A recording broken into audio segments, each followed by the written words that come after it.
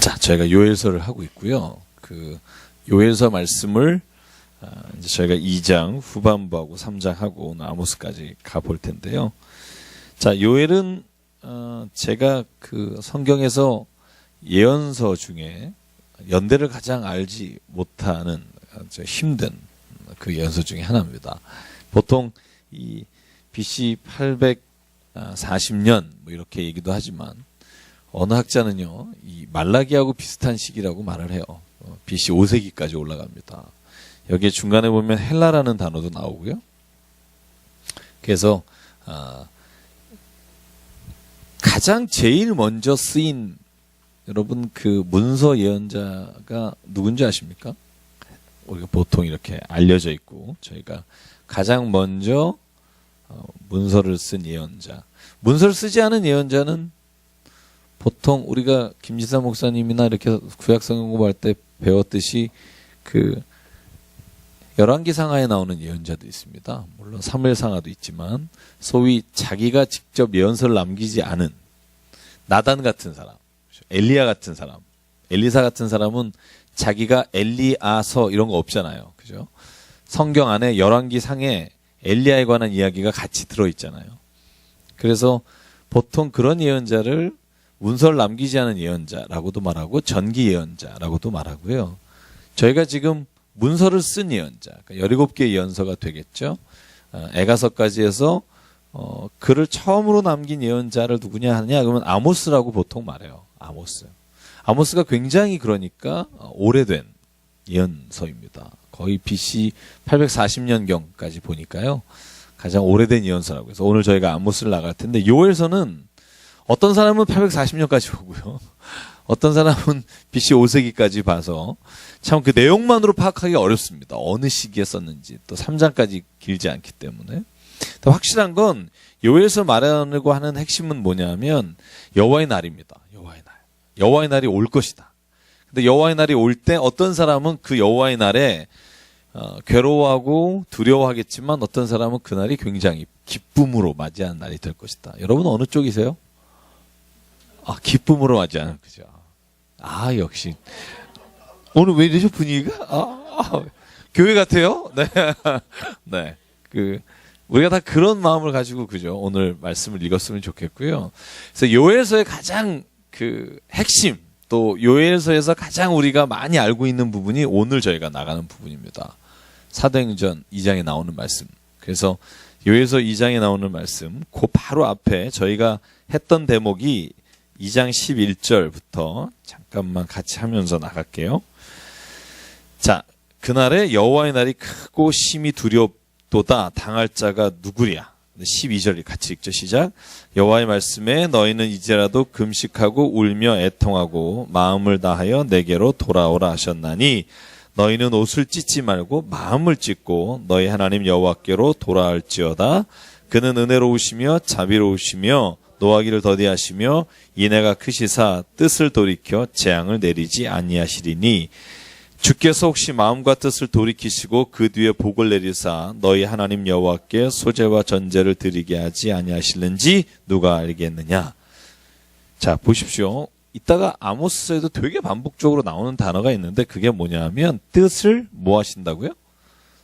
돌이키사. 그죠? 이거 아모스에서도 되게 많이 나와요. 뜻을 돌이키사. 우리가 이런 생각할 수 있잖아요. 하나님이 우리가 간구하며 뜻을 돌이키시나? 그죠? 어떻게 생각하세요? 뜻을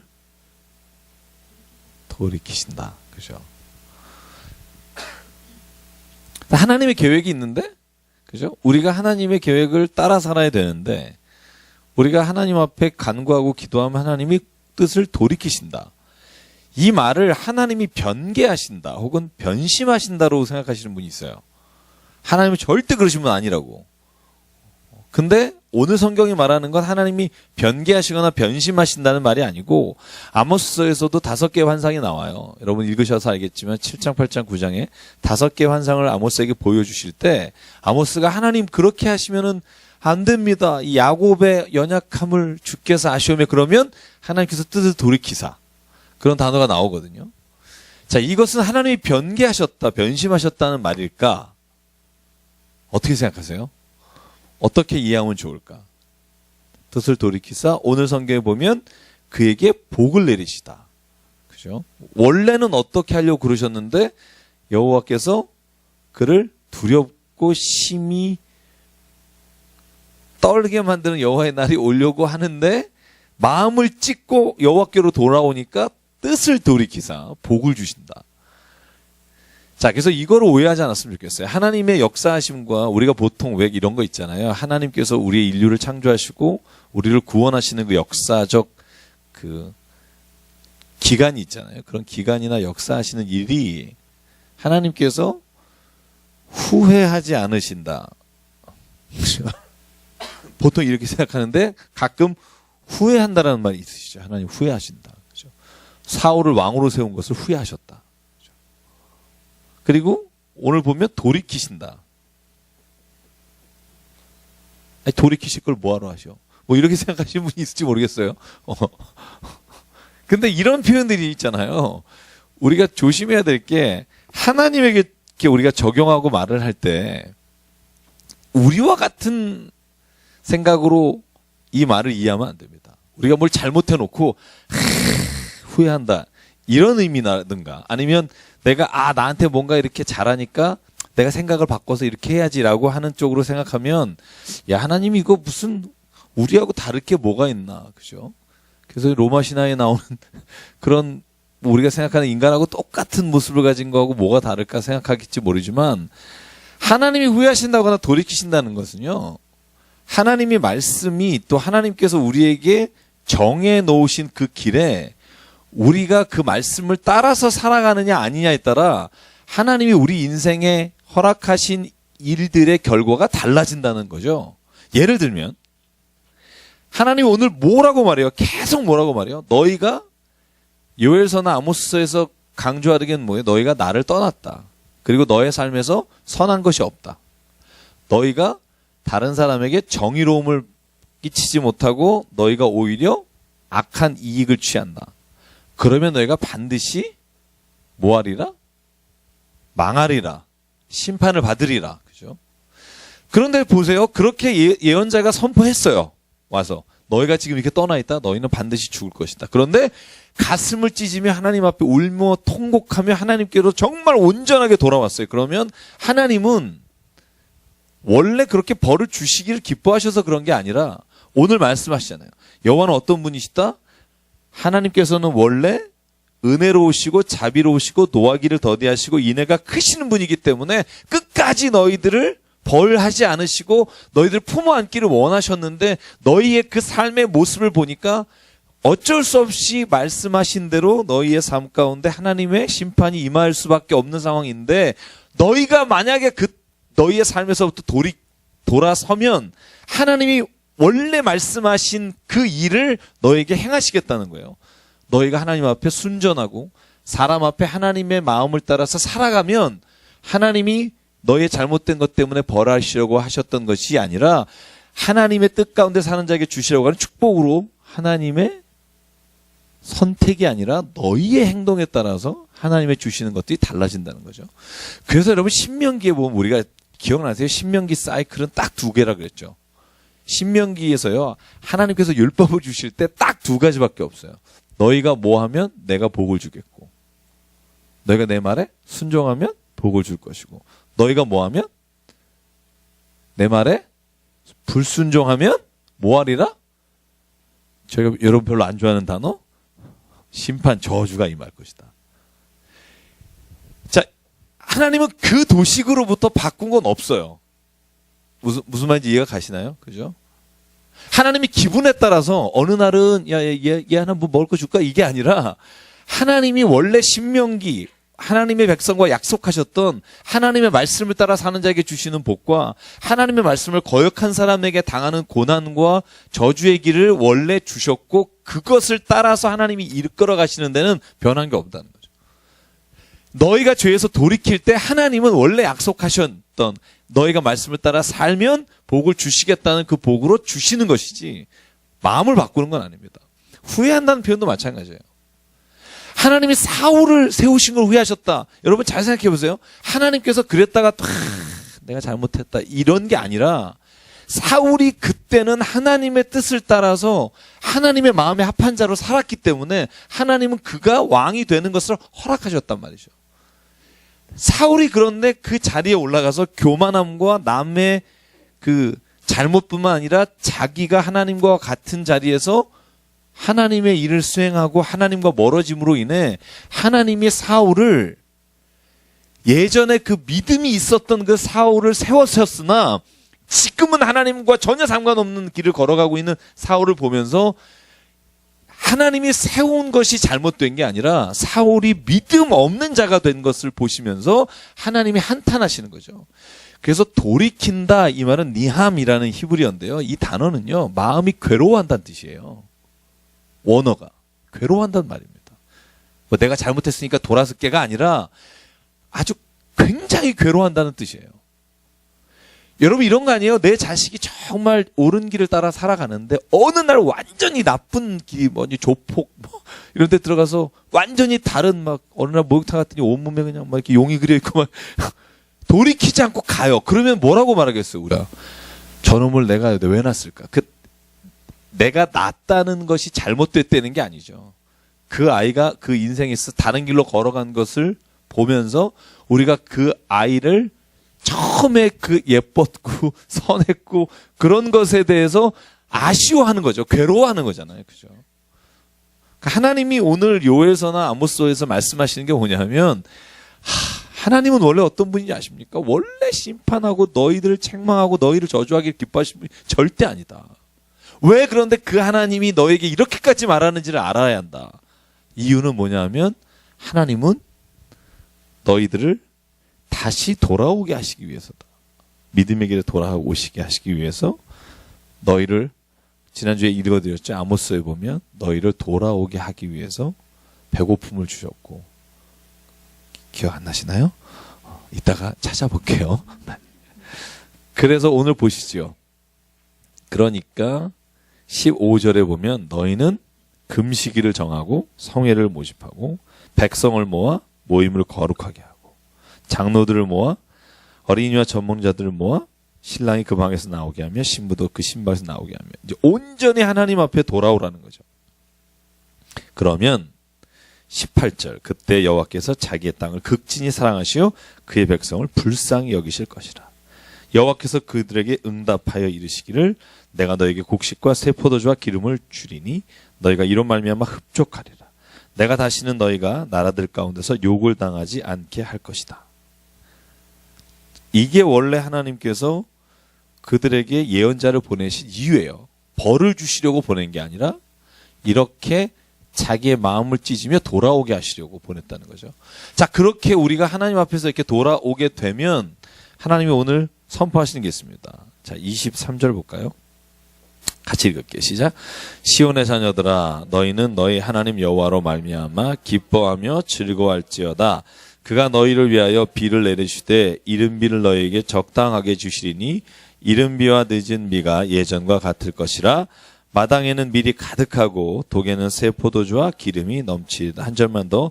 내가 전에 너희에게 보낸 큰 군대 곧 메뚜기와 느치와 황충과 파충이가 먹은 횟수대로 너희에게 갚아주리니 너희는 먹되 풍족히 먹고 너희에게 놀라운 일을 행하신 너희 하나님 여호와의 이름을 찬송할 것이라. 내 백성 영혼이 수치를 당하지 아니하리로다. 자, 요엘서 1장이 뭐로 시작하죠? 메뚜기의 재앙으로 시작하죠. 메뚜기가 다 먹지 못한 거 황충을 보내서 하여간 끝까지 다 너희가 완전히 멸망할 것이다라고 예언 말씀하셨잖아요. 그죠? 요엘을 통해서. 근데 백성이 이렇게 회개하고 돌아오면 너희가 메뚜기가 너희들을 괴롭게 하는 그 시절만큼 너희를 더 복을 주도록 하겠다. 그죠? 완전히 하나님께서는 회개하는 자 그로 인해 23절에 보면 기뻐하며 즐거워할 것이다. 그래서 왜 이런 말 있잖아요. 죄인 하나가 돌아오면 하늘에서는 그것보다 큰 기쁨이 없다. 이른 비와 늦은 비 여러분 계속 상식적으로 말씀드리죠. 거기는 우리하고 조금 계절이 다르다고 말씀드렸어요. 우리가 말하는 여름인 거기가 뭐죠? 네? 우리가 여기서 비가 오는 여름이 거기는요, 건기예요. 비가 안 와요. 우리가 말하는 건기, 겨울이나 이런 때가 거기가 우기예요. 비가 무지 많이 와요. 그래서 강수량이 1월인가가 아마 제일 많을 겁니다. 그래서 실제로는요, 그래서 이른 비라 하면 3, 4월이에요. 이른 비. 그래, 그때가 경작하는 때고요. 그리고 늦은 비 그러면 10월과 11월입니다. 추수할 때 주시는. 그래서 요 두 가지 비가 바꿨죠. 이른 비가 10월, 11월, 늦은 비가 3월, 4월. 이렇게 헷갈리는 거예요. 왜냐면 우리랑 이게 달라서. 그래서 이른 비가 10월, 11월이에요. 늦은 비가 이제 우기가 끝나가는 3월, 4월. 3월, 4월에 추수를 해요. 희한하죠. 그래서 여러분 우리가 생각하는 것과 이스라엘 날씨가 완전히 달라요. 그래서 여러분 보시면 가시면서 좀 조심하셔야 되고요. 그러니까 아마 뜨겁고 뭐 이런 건 거기도 아마 7월이 되게 뜨겁지만 거기는 그 대신 비가 안 와요. 저희는 여름에 비가 많이 오고. 그래서 그런 게 좀 다릅니다. 그래서 그 이스라엘은요, 이른 비나 늦은 비가 안 오면은요, 완전히 망합니다. 물이 없기 때문에. 다른 데 어디서 이 시대를 말하는 거죠. 지금이야 관계수로가 굉장히 많지만. 자, 그렇게 이스라엘이 하나님 백성이 되고 돌아오면 너희가 수치를 당하지 않을 것이고, 그 다음에 28절부터가 우리가 잘하는 거죠. 자, 그렇게 된 사람에 하나님이 주시는 복이 있습니다. 그게 뭐냐 하면 하나님의 영을 부어주신다는 거죠. 만민에게 하나님의 영을 부어주신다. 자, 이게 사도행전에서 마가의 다락방에서 120명이 그죠? 기도하고 그때 받은 게 이 베드로가 일어나서 설교한 게 이 본문이에요. 야, 나부터 술 먹고 다니냐 이러니까 베드로가 벌떡 일어나 우리가 술 먹은 게 아니다. 요에서 2장에 말씀하셨다. 너희가 하나님 앞에 기도하면 내 영을 만민에게 부어줄 것이다. 그리고 우리가 아는 노래 있죠? 누구는 예언할 것이요? 청년들은 뭐 할 것이요? 그런 거 있잖아요. 그죠? 같이 읽어볼게요. 28절부터. 자, 28, 29 같이 시작. 그 후에 내가 내 영을 만민에게 부어주리니 너희 자녀들이 장래일을 말할 것이며 너희 늙은이는 꿈을 꾸며 너희 젊은이는 이상을 볼 것이며 그때 내가 또 내 영을 남종과 여종에게 부어줄 것이며. 모든 사람에게 붓겠다는 거예요. 모든 사람. 어떤 신분이든 상관없이 나이를 상관하지 않고 신분 상관없이 영을 부어줄 것이다. 그러니까 저와 여러분이 하나님의 관계 안에 들어가서 하나님 앞에서 새롭게 되면 하나님은 하나님의 영을 부어주신다는 거죠. 약속하신 거니까 나는 못 받았다 하시는 분은 둘 중에 하나예요. 하나님과 관계 안에 잘못되어 있거나 아니면 받았는데 모르거나. 받았는데 어떻게 모를 수가 있어요? 어떻게 생각하세요? 우리가 생각하는 대로 못 받으면 우리는 안 받았다고 생각하잖아요. 그죠? 제가 왜 지난 시간에 말씀드렸잖아요.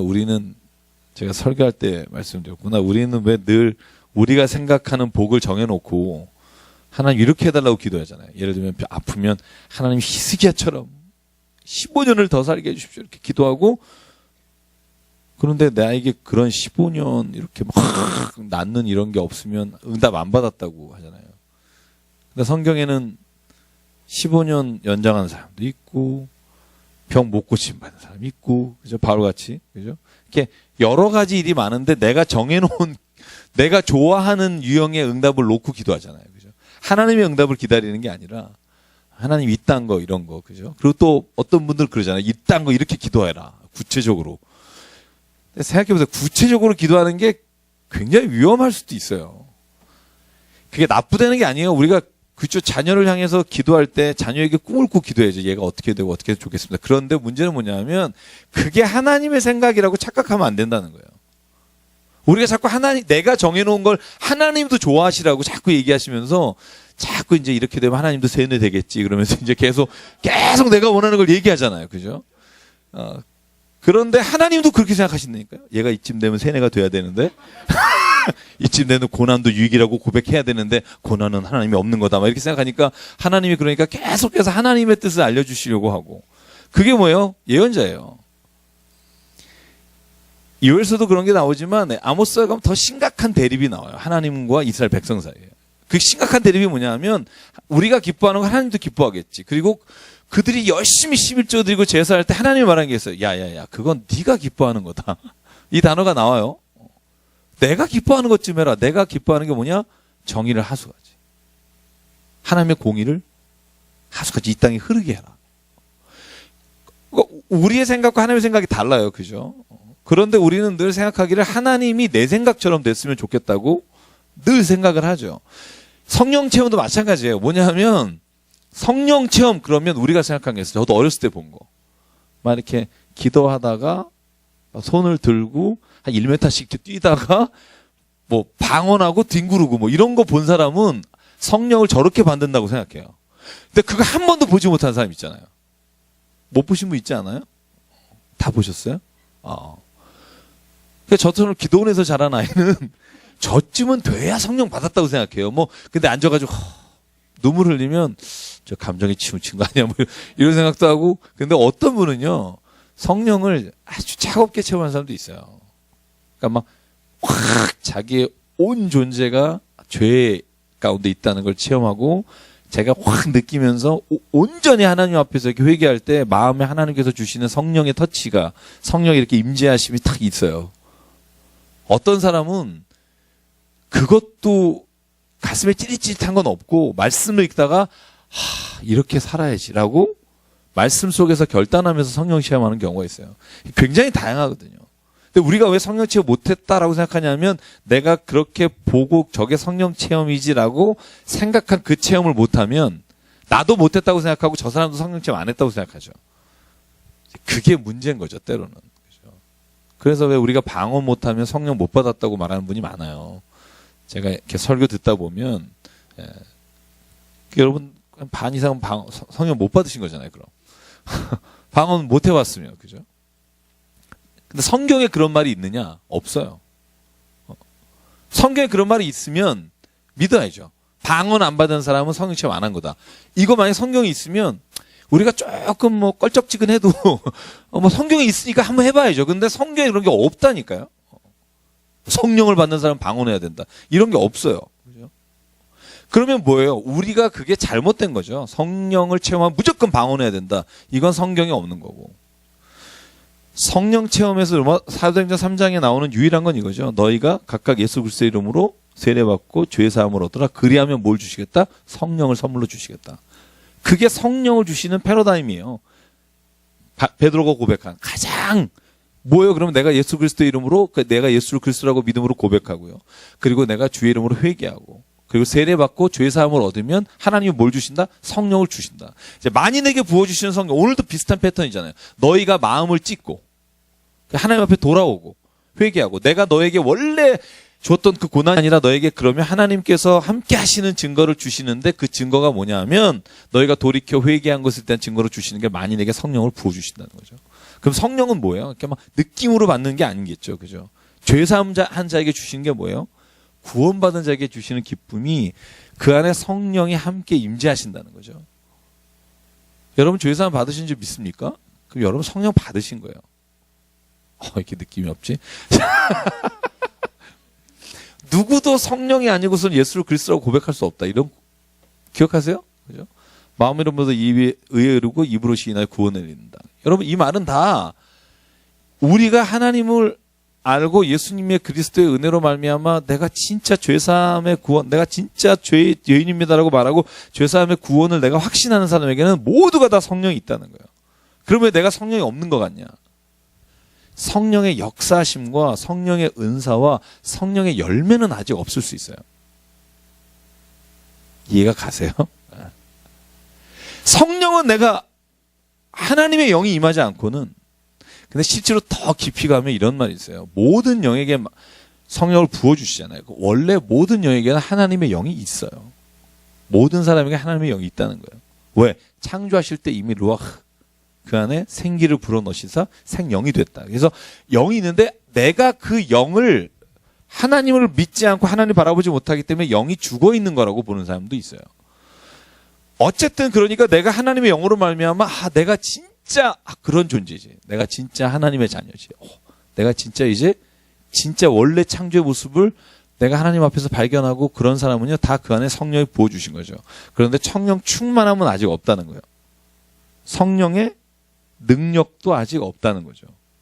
성령의 은사도 아직 내가 구하지 않았고, 성령의 열매도 없어요. 그래서 뭐 해야 돼요? 성령을 너희가 받았느냐라고 베드로가 물어볼 때 고린도 교회가 뭐라 그래요? 성령도 못 들어봤는데요. 그러니까 아볼로가 먼저 목회하던 자리에 바울이 갔잖아요. 못 들어봤는데 그러니까 너희가 성령을 받으라 라고 거기에서 베드로가 성령 받으라고 거기서 외치거든요.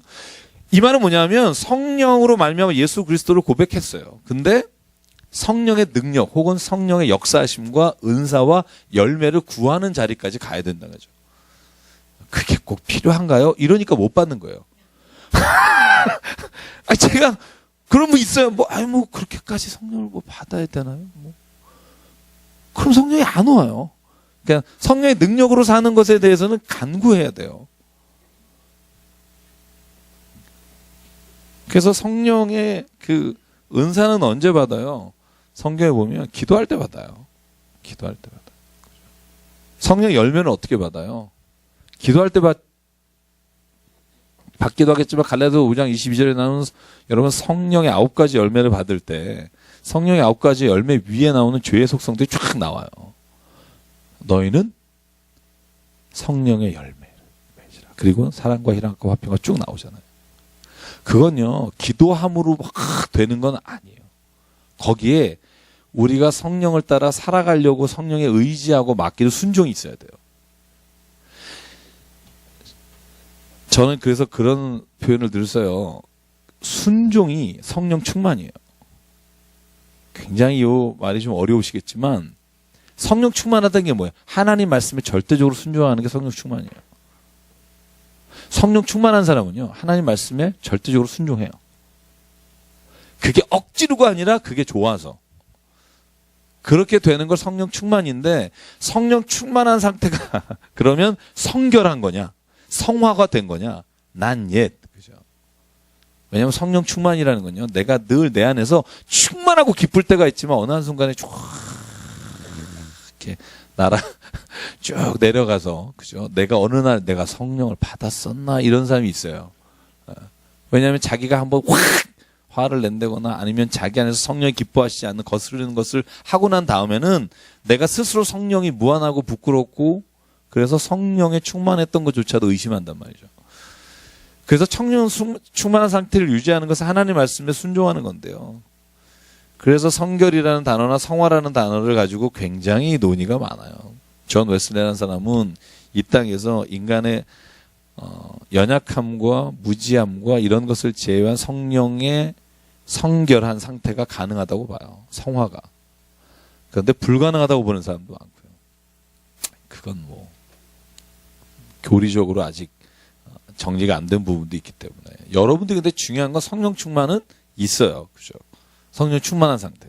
그걸 늘 내가 기대하고 늘 그걸 내 안에서 이루어지기를 간구해야 된다는 거죠.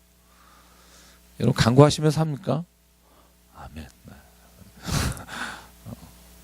얼굴 표정이 이렇게 밝지 않으신 분들 계셔서 성령 충만하고 싶은데 잘 안 되죠.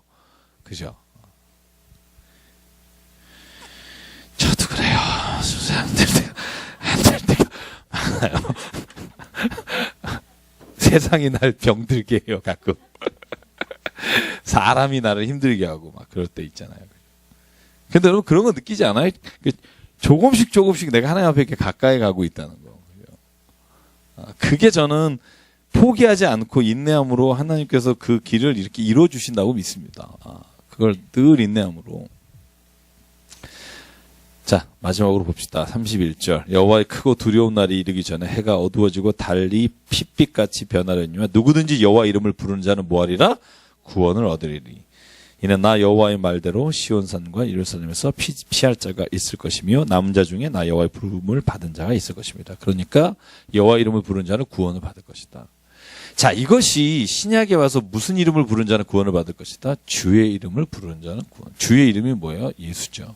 그래서 누구든지 예수 이외에 다른 이름을 너에게 주신 적이 없다. 그죠? 그래서 여러분 잘 생각해야 합니다. 우리가 흔히 이렇게 생각해요. 예수 그리스도를 말미암아 구원을 받죠. 뭐 우리가 그거를 부인하면 교회 나오는 이유가 없죠. 그런데 중요한 건 우리가 예수 그리스도를 말미암아 구원을 받는데 하나님의 구원의 역사하심이 구약 시대는요. 여호와 이름을 부른 자는 구원을 받는다고 말씀하실 수밖에 없죠. 예수님 안 계셨잖아요. 그죠? 그러니까 우리가 그 성경을 보면서 성경에 있는 그 말씀대로 우리가 따라가다 보면 참 이 구원은 하나님의 역사하심이시구나. 이걸 믿으면 돼요. 하나님의 역사하심과 하나님의 경륜을 따라서 행하시는구나. 그럼 우리가 지금 뭐 하면 돼요? 우리가 지금 예수님을 정말 잘 믿으면 돼요. 다른 사람 걱정하지 말고. 내가 진짜 예수 그리스도 안에서 예수께서 살아가신 그 삶을 따라가면서 살아야 된다. 믿음으로 살자. 그러면 구원을 주실 것이다. 그죠? 그게 오늘 요에서가 강조하는 부분입니다. 하나님은 너희가 하나님을 떠나서 죄의 길에 있을 때 하나님은 심판하시지만 그러나 너를 구원할 것이다. 3장은요. 제가 좀 빨리 끝낼게요. 이방 민족에 대한 심판이에요. 대표적인 이방 민족이 4절에 나옵니다. 자, 누구죠? 두로와 시돈과 블레셋. 자, 이건요. 똑같이 어디에 나와요? 아모스서에 나와요. 더 많이 나와요. 그래서 뭘 알 수 있어요? 예전에는요. 예언자들이 이스라엘 백성 혹은 북이스라엘과 남유다에만 예언한 게 아니라 모든 열방을 향해서 예언했어요. 듣든 말든. 듣든 말든. 그래서 실제로 예언서마다 열방에 대한 예언이 굉장히 많아요. 두로와 시도나 에도마 이렇게 말하고 블레셋에 관한 것도 그렇고. 그래서 오늘도 마찬가지예요. 너희들이 이스라엘 백성을 괴롭혔다는 거죠. 6절에 보면 유다 자손과 예루살렘 자손을 헬라 족속에게 팔아넘겼고 이런 말이 쭉 나옵니다. 그래서 너희가 결국 심판을 받을 것이다. 그런데 역으로 말하면 이스라엘도 심판을 받아요. 하나님께 범죄함으로 말미암아. 그러니까 똑같다는 거죠. 열방이. 하나님 앞에 심판받는 것. 차별이 없어요. 자, 여호사밧 골짜기로 모여라. 내가 너희 민족을 심판할 것이다. 12절에 나옵니다. 14절. 자, 같이 읽게 시작. 사람이 많으며 심판의 골짜기에 사람이 많으며 심판의 골짜기에 여호와의 날이 가까우미로다. 여호와의 날이 가까우면 해와들이 컴컴해지고 별들이 빛을 거두고 시온에서 부르짖고 예루살렘 목소리 내리시니 하늘과 땅이 진동하고 굉장히 두려운 날이란 말이죠. 그러면 17절 그런즉 너희가 나는 내 성산 시온에 사는 너희 하나님 여호와인 줄 알 것이다. 하나님을 두려워하는 자, 하나님을 경외하는 자 되라는 말입니다. 19절 애굽은 황무지가 되고 에돔은 황무한 들이 될 것이다. 자, 유다는 영원히 있겠고 예루살렘은 대대로 있으리라. 이것이 유다 백성과 예루살렘을 향한 말씀인데 전제 조건이 있어요. 유다 민족이기 때문에 무조건 하나님께서 복을 주시겠고 영원히 있겠다라 하지 않으신다는 거죠. 거기에 주의하셔야 되는 거죠.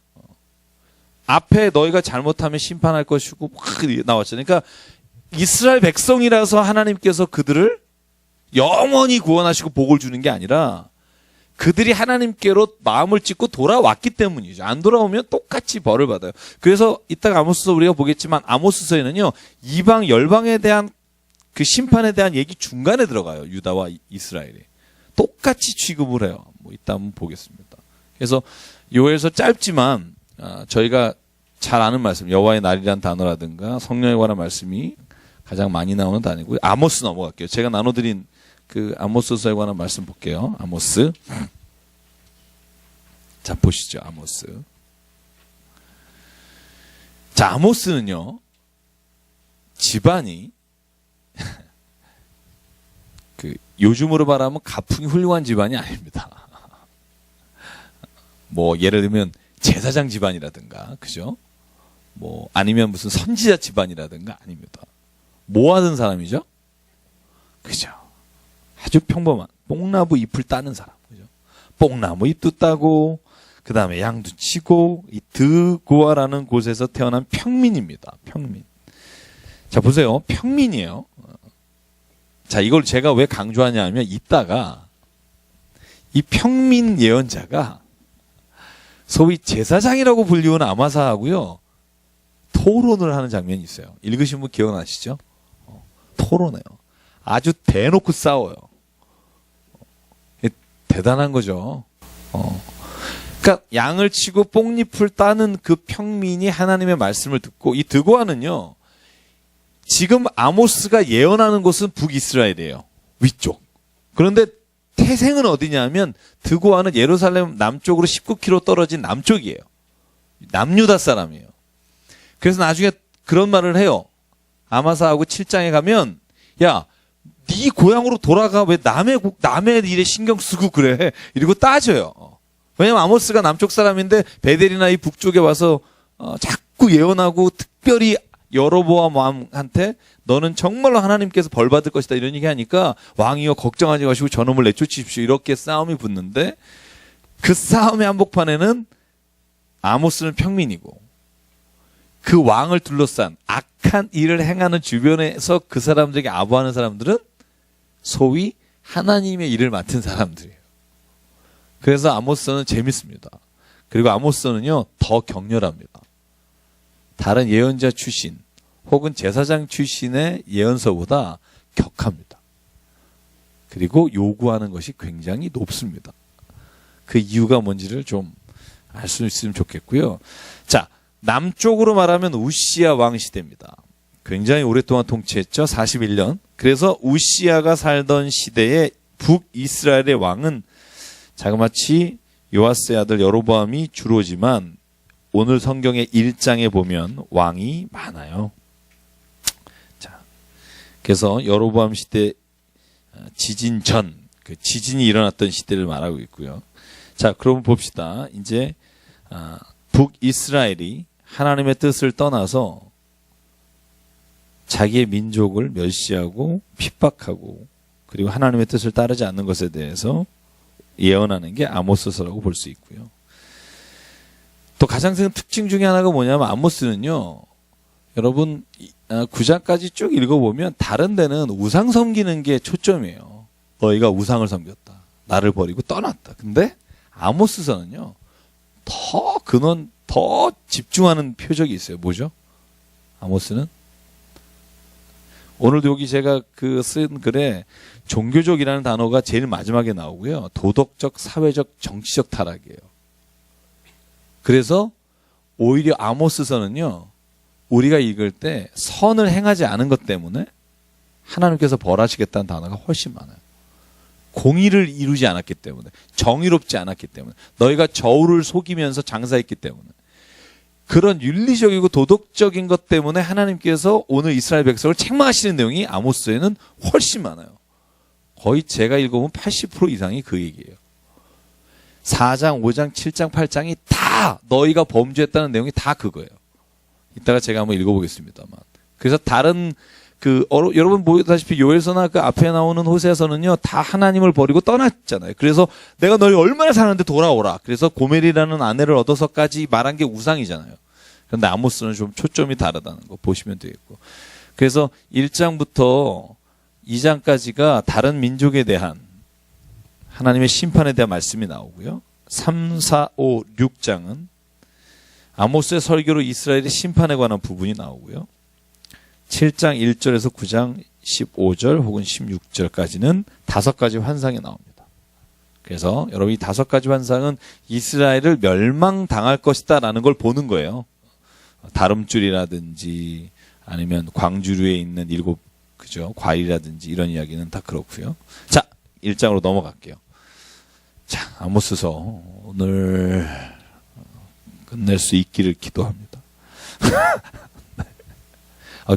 저만 덥나요 지금?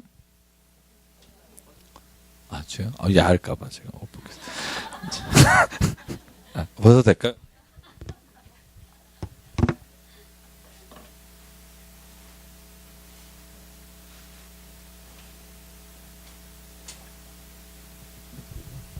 자, 보겠습니다. 우시야 시대, 그러니까 780년 경입니다. BC. 이때 아모스가 하나님으로부터 환상을 보고 이상을 받습니다. 자, 3절부터 5절까지는 어느 나라에 대한 책망과 심판이죠. 다메섹입니다. 여러분 요거 하나는 그냥 힌트로, 다메섹은 어느 나라의 수도예요? 다메섹. 시리아죠. 그 수리아라고 나오고, 이 수리아가 근데 여기 성경에는 더 많은 다른 단어로 나와요. 그래서 다 같은 단어예요. 제가 여러분 그 사마리아하고 그죠? 말씀드렸죠. 사마리아, 북이스라엘 뭐 이런 같은 단어를 좀 말씀드렸듯이 여로보암, 그지? 맞죠? 그 다음에 수리아도요. 이게 수리아가 시리아인데 다메섹이 수도고요. 이 원래 우리가 잘 듣는 말로는 아람이라는 국가예요. 아람. 그죠? 아람.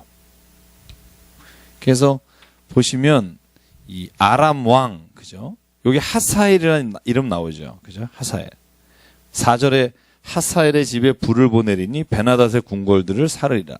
하사엘이라고 하는 사람이 요 아람의 왕입니다. 그리고 그 아들이 여기 나오는 그 벤하닷 3세예요. 원래 1, 2세는 그 윗사람이고. 근데 여러분 열왕기상 18장인가 보면 엘리야가 죽여주십시오 하고 가서, 그죠? 하나님 앞에 이렇게 기억나세요? 광야 한가운데서 죽여주십시오라고 그럴 때 까마귀를 먹여주시고, 그리고 나서 어떤 일이 일어나죠? 좋은 일이 일어나나요? 세 가지 이렇게, 그죠? 아직도 바알과 아스라에게 절하지 않은 7,000명의 남은 자를 보여주시고, 그죠? 그리고 나서 네가 아람의 왕 하사엘을 아람의 왕으로 세울 것이다. 그 다음에 예후에 관한 말씀, 북이스라엘에 관한 예언을 주시죠. 그래서 하사엘은요, 굉장히 그 엘리야가 이미 예언한 사람이에요. 이 사람이 착해서 예언한 게 아니에요. 이 사람이 이스라엘을 괴롭혀요. 베나닷도 마찬가지고. 그러나 참 희한한 건 성경에는요, 이스라엘을 구원해 준 사람만 하나님이 이렇게 세웠다고 그러지 않아요. 심지어 이스라엘을 괴롭힌 사람도 하나님이 세웠다는 표현을 써요. 그를 통해서 너희를 괴롭히게 함으로 인해 너희가 회개하게 하신다라는 표현 쓰죠. 역으로 말하면 이스라엘 통해서 다른 나라를 침공하게 되면 그 나라가 회개하기를 원하신다는 거죠. 그래서 저는요, 이게 다 똑같다고 생각해요. 양쪽에 똑같다는 생각을 하고요. 그래서 다메섹을 향해서 하나님께서 오늘 심판하시겠다는 예언을 하시는 거예요. 이 하사엘하고 베나닷에 대해서 말을 하고 있습니다. 궁궐을 사를 것이다. 왜냐하면 너희가 베나덴에서 그 귀잡은 자를 끊으리니 아람 백성이 사로잡혀 기르에 이르리라. 너희가 멸망을 당할 것이다. 이런 말씀을 주시는 거고요. 6절부터 8절 어느 나라죠? 가사. 가사의 일이 많다 이런 거 아니고요. 자, 가사란 나라가 어디에 있죠?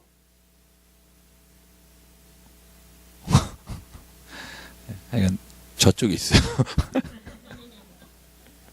자,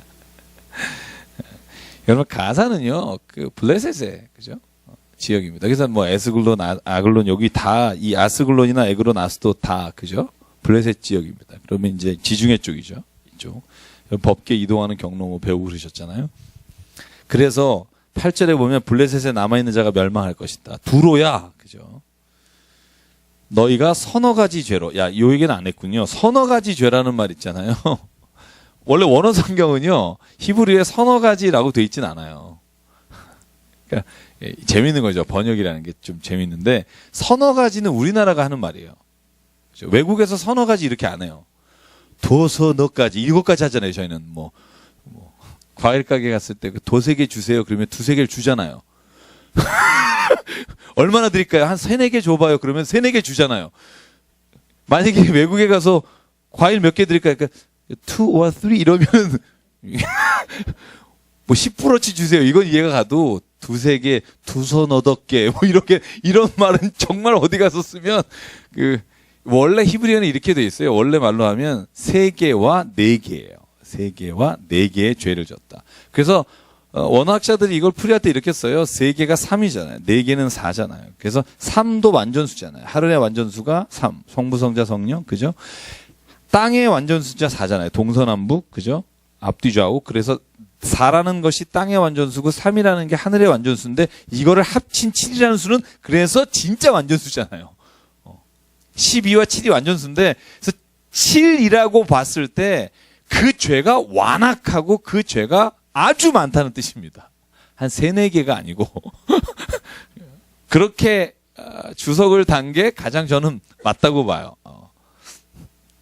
근데 이제 우리는 보통 이런 표현 쓰니까 3, 4개. 3개와 4개, 3, 4개. 근데 주석서에 보면 아마 그것이 제가 볼 때는 더 맞지 않을까. 한국적 표현이 아니라 원래 원어적 표현이라는 생각이 들고요. 다 서너 가지 죄예요.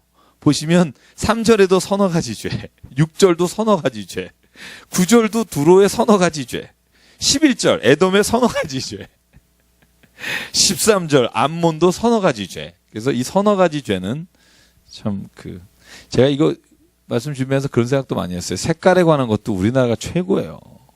노랗다, 누렇다, 누어렇다, 뭐 누르무르 누리끼리 하다.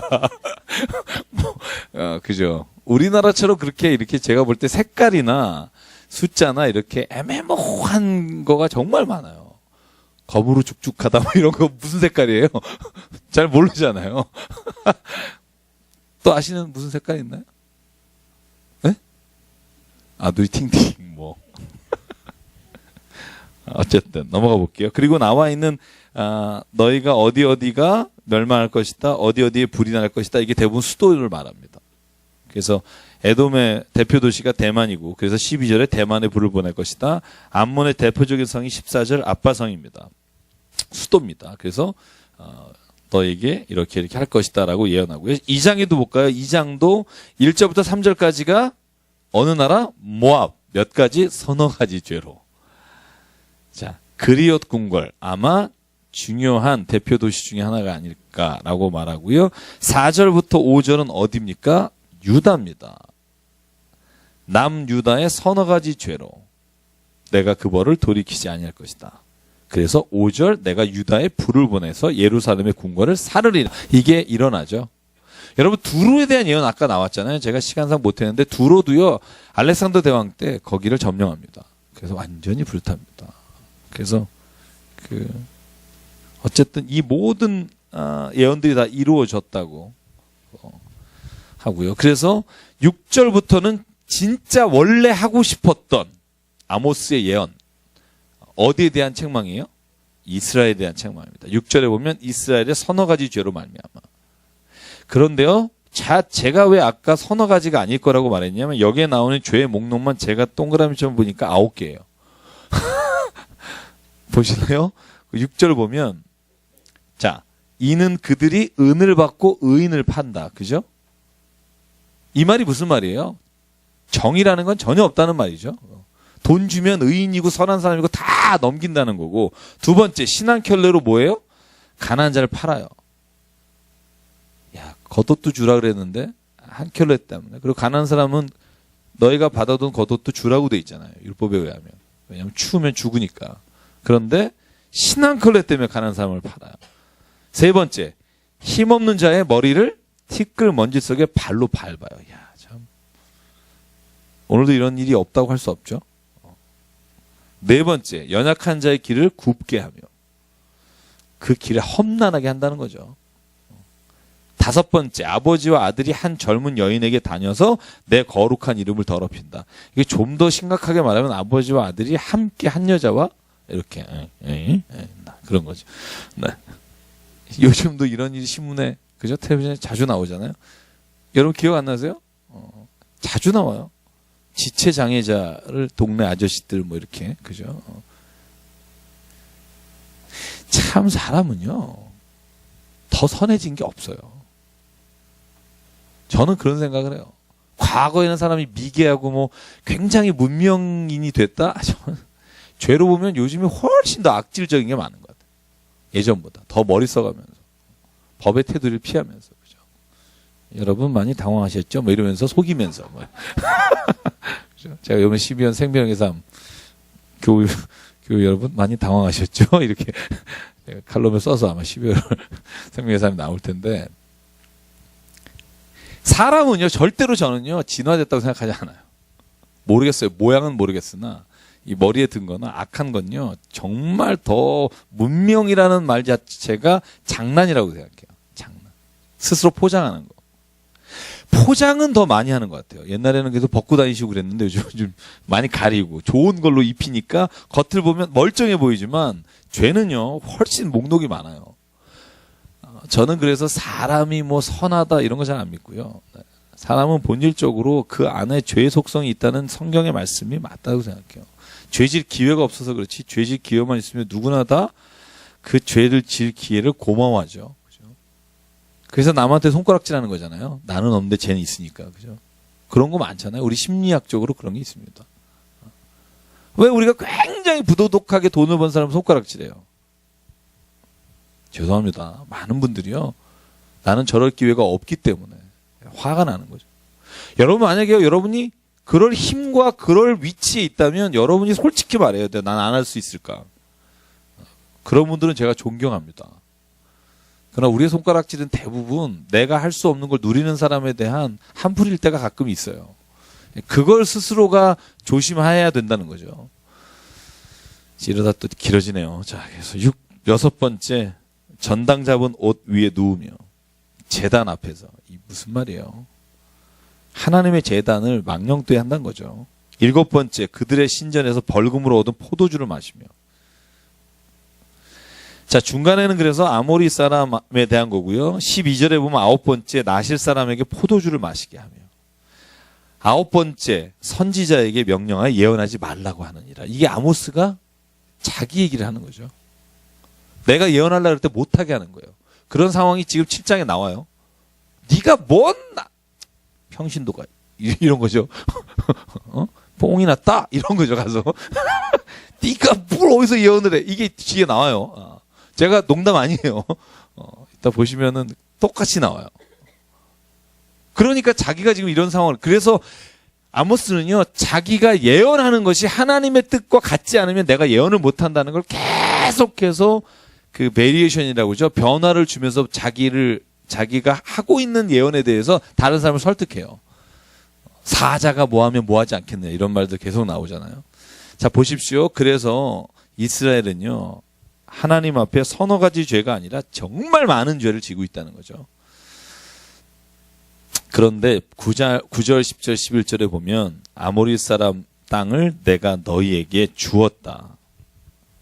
또 너희 아들 중에 선지자를 너희 청년 중에 나신을 일으켰다. 그런데 너희들은 그것을 가지고 죄의 기회를 삼았다.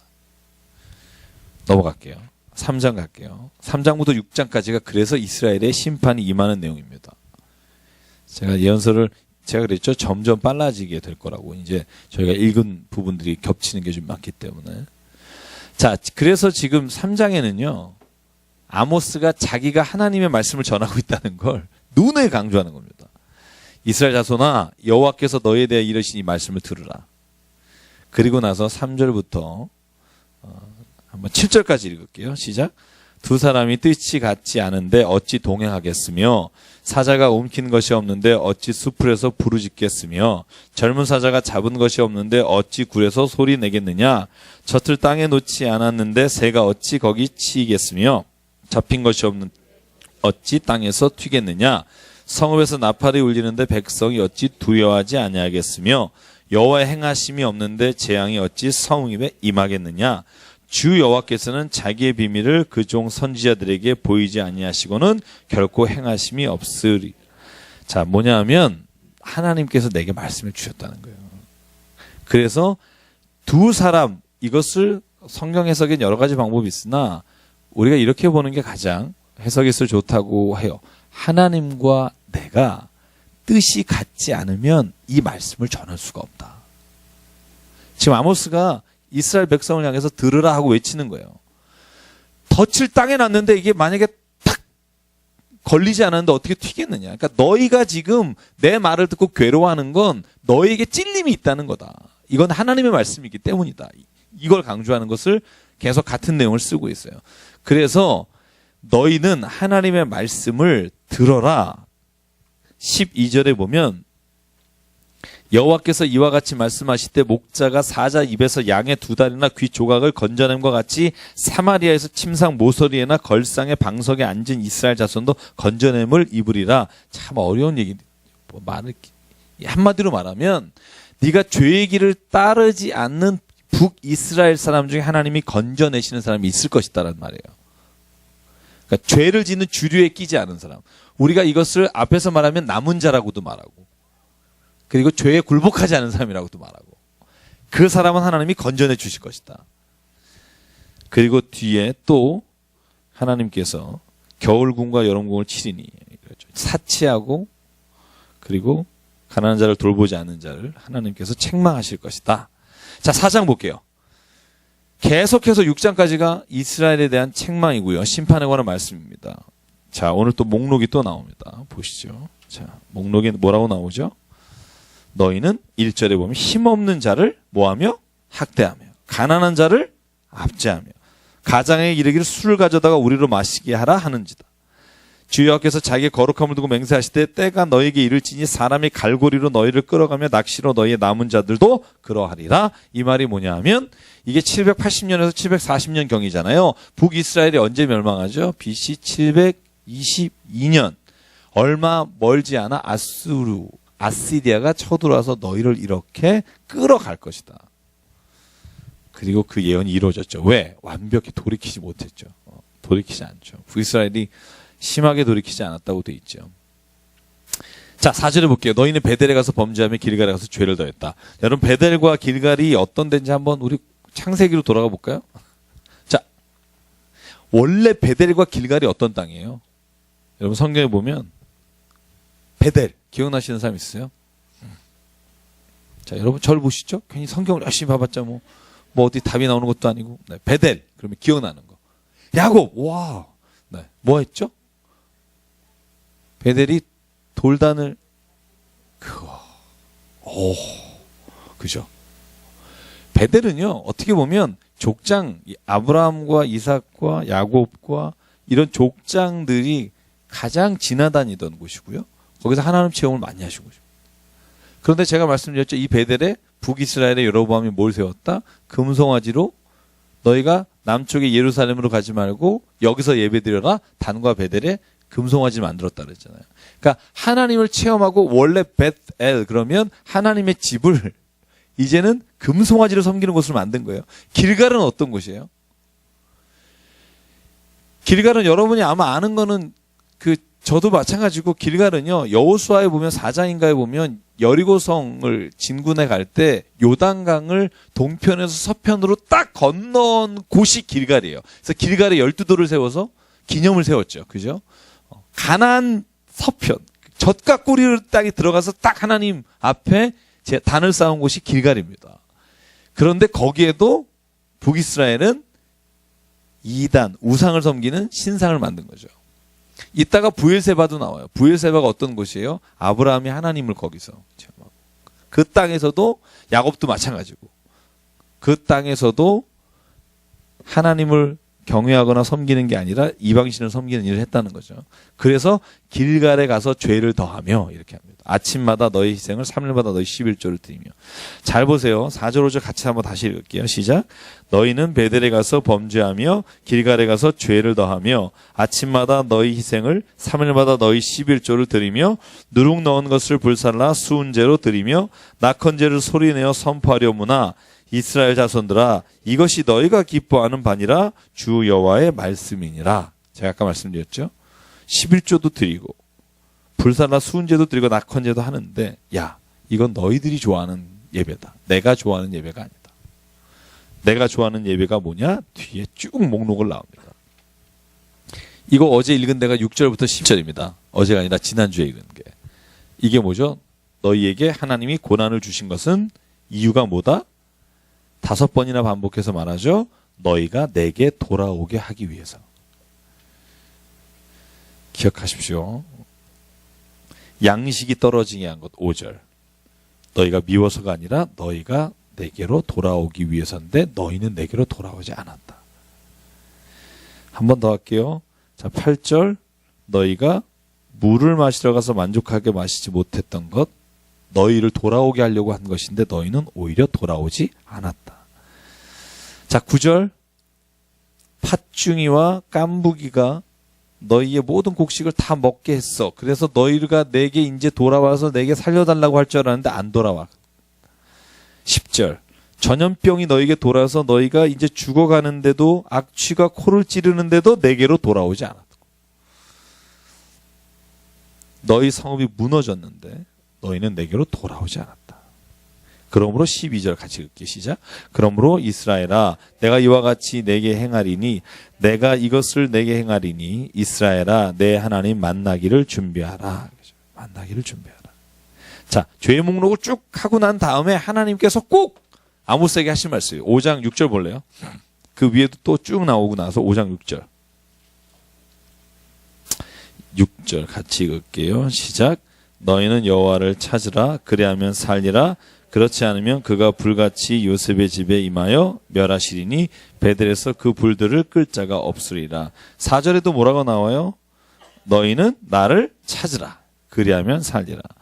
자, 호세아서에는 뭐라고 나오죠? 여호와를 알아야 한다는 거죠. 여호와를 알아라. 여호와를 찾아라. 여호와를 만나라. 다 이것이 같은 의미인데요. 실제로 네가 지혜를 가지고 너희가 빠져나올 길이 없다는 거예요. 너의 지혜로 이 일에서부터 구원할 자가 없다는 거예요. 잘 보세요. 우리가 어떤 일에서는 지혜로 나올 수 있으나 죄의 문제만큼은 지혜로 못 나와요.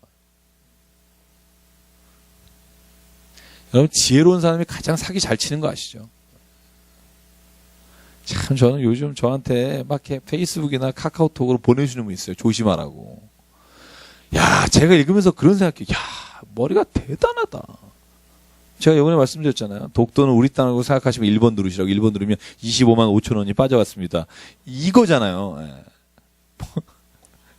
저한테 누가 보내준 거 그 외에도 여러 개 있더라고요. 뭐 이거 아세요?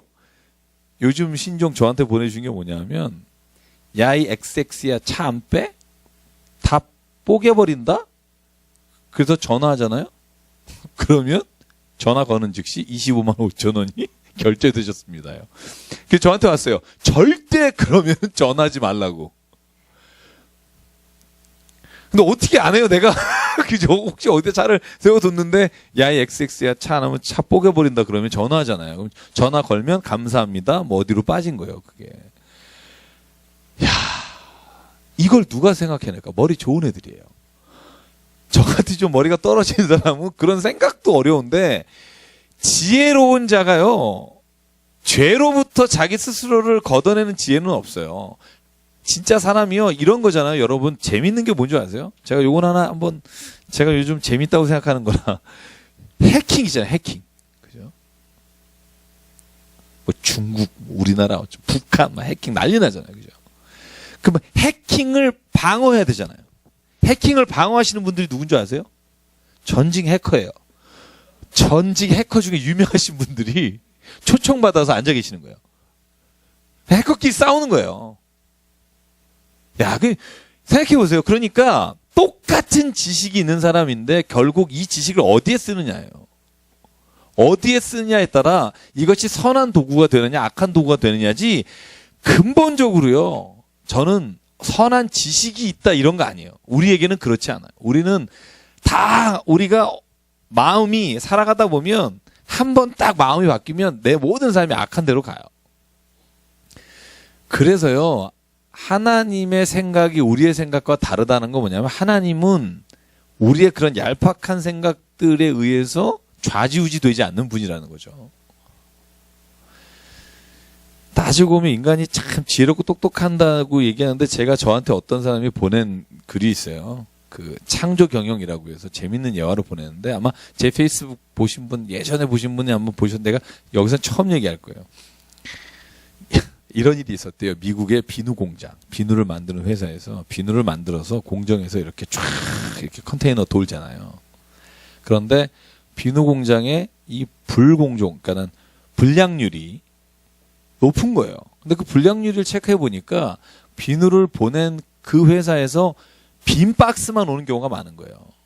빈 박스만. 근데 이 공정에 어디에서 빈 박스를 찾아내야 되잖아요. 그래서 그 불량률이 너무 높으니까 컨설팅 회사를 불러다가 컨설팅을 해서 어떻게 하면 이 컨테이너에서 불량률을 없앨 수 있을까. 그래서 10만 불의 자문료를 주고 컨설팅 회사가 엑스레이 투사기를 공정 과정 중에 하나를 놔서 엑스레이에서 불량이 나오고 그러니까 비누가 들어가지 않고 박스만 있는 것을 찾아서 제거하는 거를 컨설팅해서 그 기계를 50만 불에 샀어요.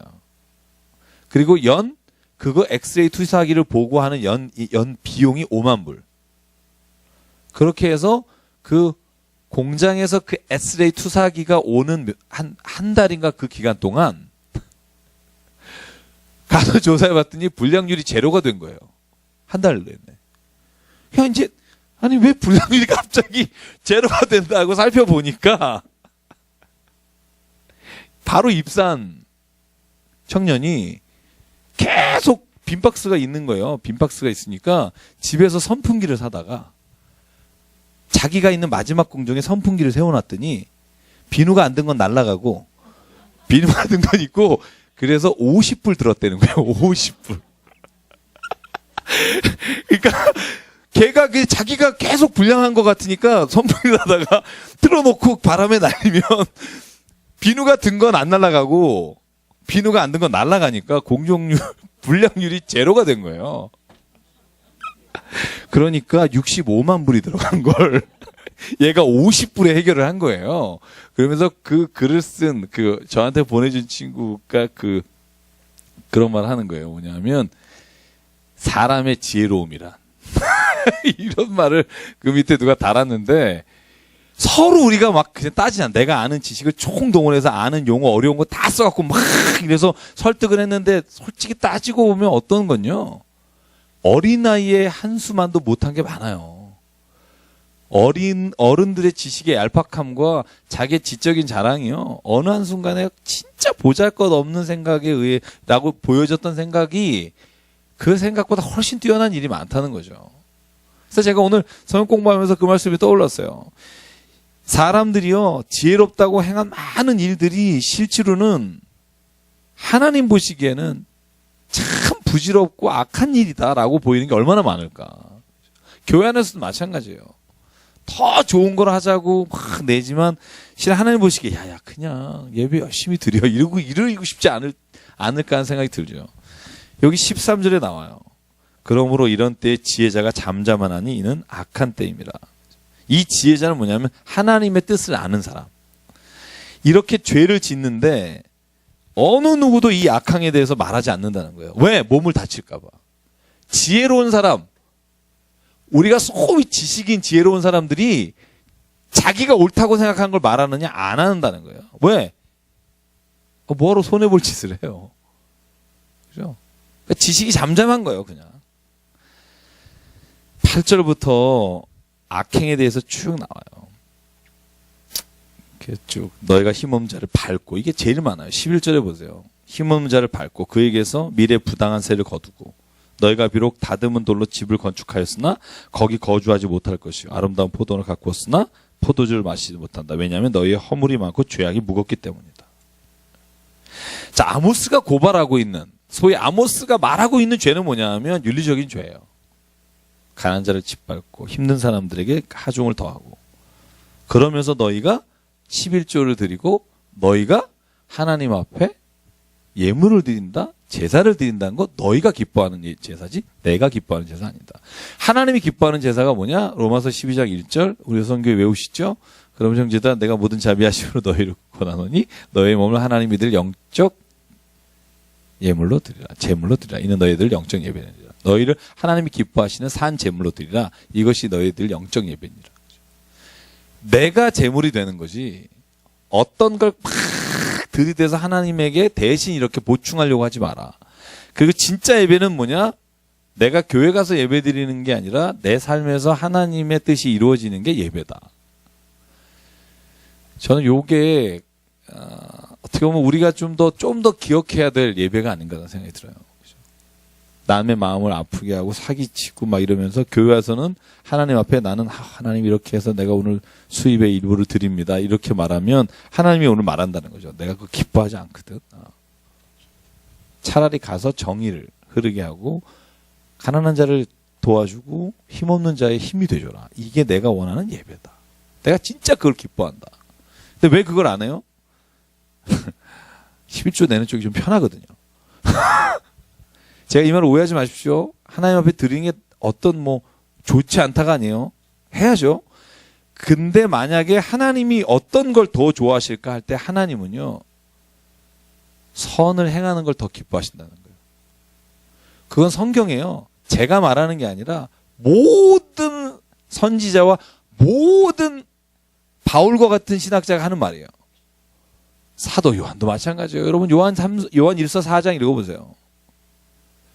네가 보이는 바 형제를 사랑한다고, 보이지 않는 하나님 사랑한다 그러면서 보이는 바 형제를 사랑하지 않으면 넌 거짓말하는 거다. 굉장히 과격하잖아요. 실제로 저희가요, 주기도문도 무지 과격한 거예요. 하나님 우리 죄를 용서해 주십시오가 아니에요. 전제가 있잖아요. 우리가 우리에게 죄 지은 자를 용서해 준 것 같이 우리의 죄를 용서해 주십시오. 이거 무서운 거예요. 우리는 그냥 이렇게 막 외우다 보니까 뭐지? 이렇게 뭐 순서 까먹었나 이것만 생각하지 뭐 빠진 거 없나 그것이 실제로 이게요. 하나님의 용서의 전제가 어쩌면 우리의 용서가 아닐까라는 굉장한 신학적 토론도 있어요. 그게 아니라고 우리가 믿죠. 그죠? 하나님은 무조건 용서해 준다고 생각하는데 주기도문의 순서 그렇지 않아요. 그러면 굉장히 두려워야 돼요, 여러분. 와, 이건 아니다. 이렇게 말하는 게 아니라 하나님은 우리를 무조건 사랑하시죠. 그런데 우리가 하나님 앞에서 제일 드려야 될 예배가 뭐냐? 그거라는 거예요. 너희가 형제를 사랑하고 그리고 누구에게 해를 끼치지 마. 그렇게 하고 나서 하나님을 사랑합니다라고 말하지 마라. 어우, 구역질 난다. 이런 말로 우리가 들을 수 있으면 좋겠다는 거죠. 저는 진짜 하나님은 그런 분이라고 생각해요.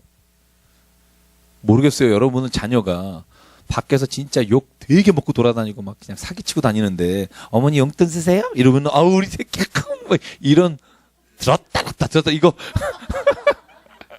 막 너무 좋고 그러세요? 제가 볼 때 진짜 정말 어느 정도 상식 있는 분이라면 그거 좋아하지 않아야죠. 나가서 악한 일은 다 하고 다니는데 예를 들면 조폭인데 나에게 꼬박꼬박 용돈 100만 원씩 준다고 해서 우리 아들 효자라고 말하는 사람은 정신병자인 거죠. 하나님도 이와 같이 우리가 만들면 안 된다는 거죠. 하나님은 꼬박꼬박 뭔가 하는데 그럼 밖에서 우리가 행하는 건 진짜 하나님이 싫어하는 건 다 하면 그건 하나님의 이름을 망령되이 일컫는 거죠. 그래서 10계명의 3계명이 그 계명이라고 말씀드렸잖아요. 하나님의 이름을 망령되는 게 뭐 하나님의 이름을 막 이렇게 어디 가서 이리사하게 부르는 게 아니라 내 삶의 자리에서 내가 행하는 게 하나님의 이름을 망령되게 하는 것이 10계명을 어기는 거죠. 저는 하나님이 그런 분이라고 생각해요. 우리한테 우리가 똑같이 자녀에게 기대하는 것처럼 나가서 그가 진짜 아버지인 나의 이름을 먹칠하지 않고 사람에게 정말 인정받고 사람에게 진짜 좋은 말이라고 들으면 그 자식이 행여나 돈을 좀 많이 못 가져와도 기특하다고 생각하기는 어렵겠구나. 얘기하다 보니까 좀 돈도 좀 가져오고 뭐 제가 그랬어야 되는데 그죠? 제가 농담입니다만 네, 저는 저희 아버님 생각하면 그런 생각해요. 아버님이 제가 어렸을 때 이렇게 돈을 벌어오시고 이런 거 못 하셨거든요. 목사님이신데다가 또 뭐 이렇게 어려운 분들 돕는다고 뭐 맨날 나가. 근데 참 재미있고 아이러니한 게요. 저는 아버지를 그래서 마음속으로 그렇게 좋아하지 않았어요. 근데 학교 가면요. 저는 늘 세상에서 제일 존경하는 사람 이름은 아버지를 썼어요. 한 번도 안 빼줬고 초등학교 때, 중학교 때. 그런데 아버지로서 좋아하지 않았어요. 근데 내가 본 사람 중에 제일 존경하는 사람은 아버지였어요. 왜냐하면 제가 말씀드렸잖아요. 신문 이렇게 배달하는 친구 한 달 되면 불러다가 꼭 껴안아주면서 눈물로 기도하시면서 10,000원 주시니까 1,000원인데 그러면 우리는 한 번도 안 줬는데 이렇게 아들이 이렇게 분노심은 있지만 존경하는 사람 그럼 아버지 이름을 썼어요. 왜냐하면 주변에 그런 사람이 없으니까. 주변에 돈은 많이 벌고 이런 사람은 있었어도 그렇게 존경할 만한 사람이 없었어요. 그게 사람이 가지고 있는 이중적이지만 사람이 그래도 정의로울 수 있다는 저는 근거라고 생각해요. 우리가요 나에게 이익을 주는 사람을 좋아하지만 그러나 누구를 존경하냐 그러면 그 사람을 존경한다고 안 쓰거든요. 왜 그러냐 하면 우리의 마음은 알아요. 하나님이 주신 마음이 있기 때문에 그렇다 저는 믿어요. 우리의 마음에는 그 하나님의 선한 것을 지키려는 마음이 있어요. 그러니까 이 땅에 아직 지옥이 안 된 거라고 생각해요. 지옥이 어떤 것이라고요? 하나님 없는 것이고 하나님의 사랑이 없는 것이 지옥인데 더불어 믿음이 없는 게 지옥이에요. 여기 우리가 못 믿는다고 생각해 보세요. 지옥이에요. 지옥 됩니다. 5분 안에. 저 사람이 날 죽일 수도 있다. 막 이렇게 생각하면 옆자리에서 의자 들고 일로 오시겠죠. 그죠? 저 사람이 날 확 눈을 이렇게 할 수 있다. 뭐 제가 너무 극단적이지만요. 부부나 아니면 인간관계에 있어서요. 믿지 못하는 사람 하나만 있으면 그 모임은요. 굉장히 나빠집니다. 사기치는 사람 한 사람이 있죠. 절대로 주변에 돈 꿔주지 않습니다. 하나의 불신하게 만드는 사람이요. 온 그 모임을 불신하게 만들고요. 그게 지옥입니다. 여러분 믿음이 없는 곳이 그래서 지옥이에요. 믿음이 없는 사람이 모인 곳이 지옥이고 믿음이 있는 자가 모인 곳이 천국이에요. 내가 믿으니까 모든 걸 다 말하고도 그 믿음 때문에 내가 넉넉하잖아요. 그래서 믿음의 공동체 그러면 저는 그런 공동체라고 생각해요. 내가 말하는 것이 허물이 되지 않고 다 그것이 오히려 나를 보호해주고 사랑해주는 힘이 되는 공동체. 자, 그래서 하나님이요. 이런 일을 경험하시고 이렇게 슬프도다 16절 하겠으며 너희가 애곡하게 될 것이다. 화 있을진저 18절 여호와의 날을 사모하는 자요. 너희가 어찌하여 여호와의 날을 사모하느냐. 그날은 어둠이요 빛이 아니라. 이거 재미있는 표현이에요. 이런 짓을 하면서 하나님이 보는데 이렇게 한다는 거예요. 여호와의 날이 어서 오십시오. 주여 어서 오시옵소서. 말 안 하다 이러는 거예요. 그러니까 하나님 보시기에 야, 너 나 가면 너 죽는다. 성경 이렇게 좀 재밌게 읽어보세요. 이 표현이 그 말이에요. 그러니까 보여? 야, 너희가 어찌하여 여호와의 날을 기다리냐. 너 내가 가면 죽는 걸 모르느냐. 그날은 어둠이야 너한텐. 빛이 아니야. 근데 주여 말 안 하다 오시옵소서. 그래. 종말론자들. 저는 하나님이 이렇게 말할 거라고 생각해요. 야, 너 가면 죽어. 그래서 지금 못 가. 제발 그거 걷어가 프랭카드를.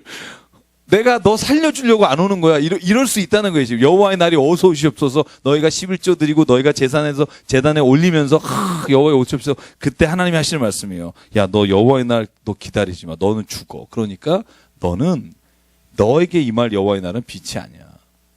20절에 그래서 더불어 말해요. 여호와의 날은 네가 지금 기다리는 빛이 없는 어둠이야. 밤낮 없는 깜깜함이 아니냐. 내가 너희 절기를 미워한다. 너희가 내 앞에 와서 막 절기 지킨다는 거 구역질 난다는 거죠. 왜? 힘없는 자를 짓밟으며 부당한 세를 거두며 난 정말 구역질 난다. 그러니까 나는 절기를 미워하며 멸시하며 너의 성회를 기뻐하지 아니한다. 21절 그죠? 22절 같이 읽을까요? 시작. 너희가 내게 번제나 소제를 드릴지라도 내가 받지 아니할 것이요 너희의 살찐 희생의 화목제도 내가 돌아보지 아니하리라. 내 노랫소리를 내 앞에서 그쳐라. 찬송하지 마! 이런 거죠. 내 비파 소리도 내가 안 들을 거야. 그죠? 오직 정의를 물같이 공의를 마르지 않는 강같이 흐르게 할지어다. 25, 26절 같이 읽을게요. 시작. 이스라엘 족속아 너희가 40년 동안 광야에서 희생과 소제물을 내게 드렸느냐. 너희가 너희 왕 시국과 기윤과 너희 우상들과 너희가 너희를 위하여 만든 신들의 별 형상을 지고 가리라.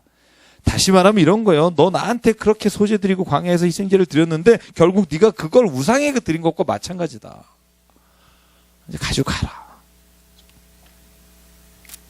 착각하지 마라. 네가 믿음이 있어서 하나님이 너를 구원해 주실 거라고. 너는 하나님의 이름으로 종교적인 우상과 하나님을 배반한 일을 계속 반복하고 있다. 삶에 적용하지 못한 믿음은 믿음이 아니다. 아휴, 제가 말하면서 찔려서 더 이상 말을 못하겠네요. 있으니까 하는 말이지만 참 힘드네요. 저도 그래서 이거 어떡하지? 뭐 이런 생각이 들면서 그래서 저는 아모스 읽으면서요 야고보서가 떠올랐어요. 형제들아, 너희가 믿음이 있다 하면서 행함이 없느냐? 행함이 없는 믿음은 죽음이 된다. 저는 그래서 성경에 한 분 한 분의 어떤 글과 말이 다 이렇게 연결됐다고 생각해요.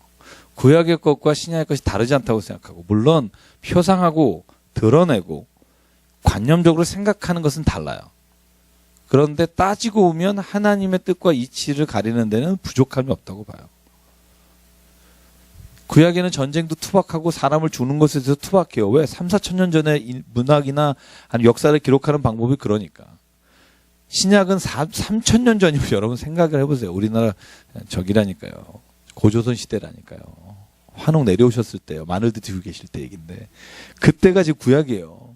마늘 드시던 때 쓰신 글을 지금 막 이상하다고 말하면 그 사람이 이상한 사람이에요.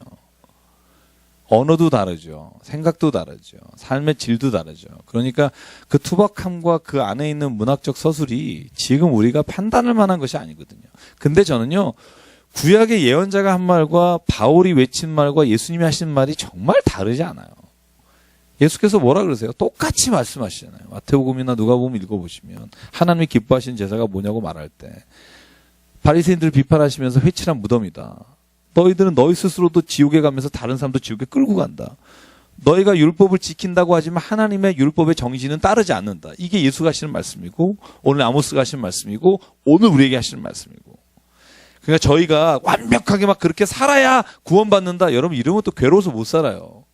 우리가 그럼 맨날이요 초를 단위로 해서 구원받았다 못 받았다 받았다 못 받았다 이렇게 돼요. 그죠? 왜냐면 살았다 안 살았다 그러잖아요. 그러니까 뭐라 그래요 바울이? 하나님의 구원, 예수 그리스도로 말하면 구원받는 문제가 아니라 너희가 구원받았다면 증거로 살아야 하는데 그 증거가 없으면 너희가 구원받은 것에 대해서도 심각하게 너희가 섰다고 생각하게 넘어질까를 두려워하고 한번 생각해 보라는 거죠. 그래서 늘 믿은 자는요, 구원받는 자, 구원받았다고 믿는 자도 역시 늘 하나님 앞에서 나를 봐야 됩니다. 왜냐하면 습관에 젖은 신앙은 무섭기 때문에 그래요. 옆집 언니가 해준 규칙대로 살지 말라는 거죠. 하나님이 하신 말씀대로 살라는 거죠. 우리 보통 옆집 친구가 말해준 거가 하나님 말씀처럼 들릴 때가 있어요. 어머머머 거기 가야 된대? 뭐 이러면 이제 계속 울리죠. 가야 된다. 근데 성경은 뭐라 그래요? 쓸데없는 것과 악한 것을 따라가지 않는 게 은혜다. 그래서 오늘 6장까지 할게요. 너희가 얼마나 좋은 환경인지 봐라. 이게 1절부터 주실 말씀이에요. 야, 너 한번 2절 볼래요? 갈레로 가봐. 하맛 가봐. 야, 가드로 내려가봐. 거기에 그 나라들이 너희가 가진 것보다 넓냐? 좋으냐? 너희가 얼마나 좋은 걸 가지고 있는지 봐라. 그런데 너희는 흉한 날이 멀다 하여 포악한 자리로 가까워지게 하고 상하상에 누워 침상에서 기지개 켜며 양떼에서 어린 양과 우리에게 송아지를 잡아서 먹고 그러니까 악한 일을 계속한다는 거죠. 그리고 너희에게 있는 풍요로움을 죄의 기회로만 삼고 있다는 거죠. 나눌 기회가 아니라 스스로 죄질 기회로 가니 7절 같이 읽게 시작. 그러므로 그들이 이제는 사로잡히는 자 중에 앞서 사로잡히리니 기지개 켜는 자의 떠드는 소리가 그치리라. 이제 그렇게 행하는 것들을 하나님께서 심판하실 것이다. 그래서 8절이 나와. 같이 읽게 시작. 만군의 하나님 여호와의 말씀이니라. 주 여호와가 당신을 두고 맹세하였노라. 내가 야곱의 영광을 싫어하며 그 궁궐들을 미워함으로 이 성읍과 거기에 가득한 것을 원수에게 넘기리라 하셨느니라. 그 집안에는 이제 남는 자가 없을 것이다. 10절 이해하기 어려우실 텐데요. 10절은 이런 말입니다. 그 집에 들어갔는데 친척들이 다 죽어 있는 겁니다. 그래서 뼈를 가지러 간 사람이 물어보는 거예요. 뼈가 더 있냐? 없다. 이 말이 뭐냐면 하나님이 거기를 벌하실 때 남은 자가 없게 하실 거라는 거예요. 건져낼 뼈가 없다. 다 죽었다 이런 말입니다. 그러므로 보라 여호와께서 명령하심으로 타격을 받아 큰 집은 갈라지고 작은 집은 터지리라. 왜? 너희가 제사를 드리지 않기 때문이 아니라 하나님의 말씀하신 그것을 지키며 살지 않았기 때문에. 자, 그래서 오늘 여기까지 말씀을 보겠습니다. 그래서 아모스서는요. 그래서 우리가 이렇게 말하죠. 정의의 선지자.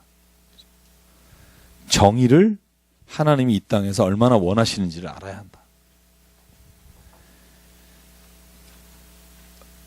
남의 마음을 아프게 하고도 아무렇지도 않은 그리스도인. 좀 문제가 있다는 거죠. 늘 우리가 그걸 생각하고 가다 이렇게 말씀해 주시고 7장부터 9장까지는 5개 환상을 중심으로 가요.